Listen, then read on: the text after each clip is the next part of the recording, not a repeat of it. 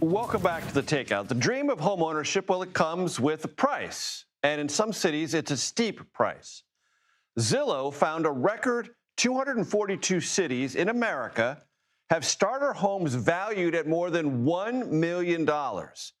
California has the most of these cities, 105 in total. But New York and New Jersey, well, they're doing their best to catch up. They're seeing very fast growth in this area. Now, Zillow defines a starter home as one in the lowest third of home values in that area. Joining me now is Orphe Divounguy. He's a senior economist at Zillow. Orphe, we are fascinated by this story at a couple of levels. One is the trend line. According to your data, in 2020, 80 cities hit this 1 million starter home valuation. Now it's 242. What has driven that trend line?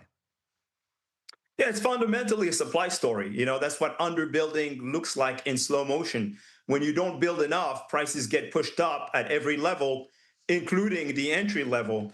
We've had a housing deficit that's a decade in the making that collided with the kind of increase in residential mobility that we saw during the pandemic, right? That surge in people moving due to historic low mortgage rates. And so that pushed up prices and rents, right? In markets where new construction responded, where we saw a big surge in supply, right? Some of the southern markets, prices cooled. In other markets like the Northeast and the West Coast, the squeeze remains. And let's get to the other side of this story, because your data also talks about prices elsewhere. What, on average, does a starter home cost in America? Yeah, for context, I think that's a good idea. The national typical starter home is about $200,000, which pencils out to about $1,300 a month, if you add taxes and insurance. But in San Jose, a starter home sets you back nearly $1 million, right? Roughly $5,000 a month.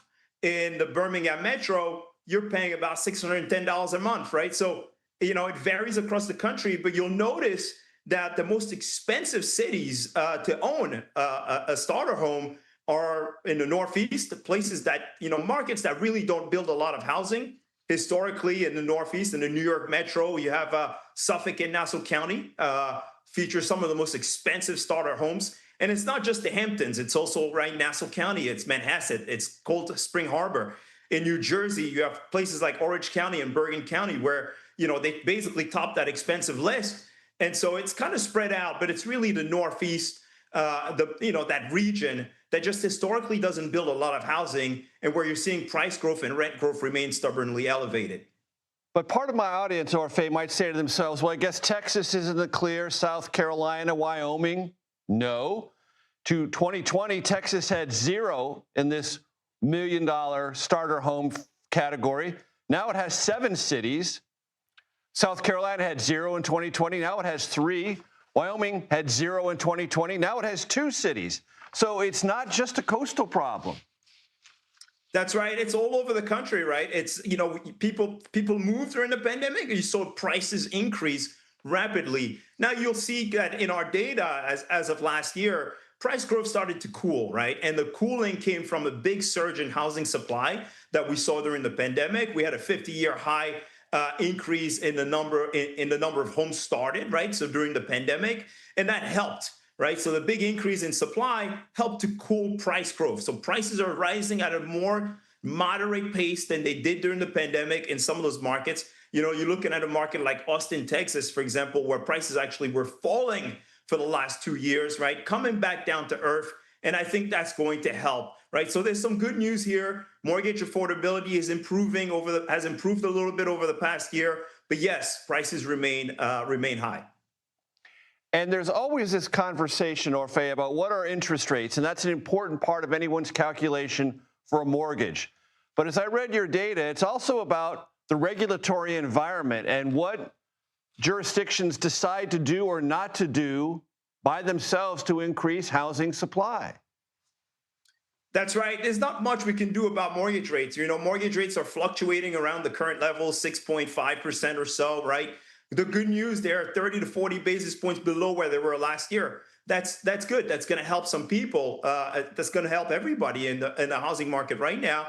But ultimately, local governments control, building restrictions, land use restrictions, right? Where you can build, how you can build, minimum parking requirements. All of those things add cost to builders that basically keep them on the sidelines, right? During the pandemic, what did we see? We saw that when things got unaffordable, in markets with the fewest building restrictions, builders continued to build housing, and that helped to moderate price growth. You saw that in Texas. You see, looking at Austin, Texas, you see big decline in home values. San Antonio, same thing. Dallas market, big decline in home values that actually helped to affordability somewhat. In other markets where you did not see the big increase in housing supply that we saw in some of those Texas markets, price growth remains stubbornly high. And that is the main issue here, right? So loosening building regulations and land use restrictions to allow builders to continue to build more housing, to allow builders to lean into density, townhomes, building townhomes and condos so we can get more people into homes is how we're going to fix this affordability challenge over the long run. Orphe Divounguy, senior economist, Zillow. I appreciate the time very much. Thank you. Thanks for having me.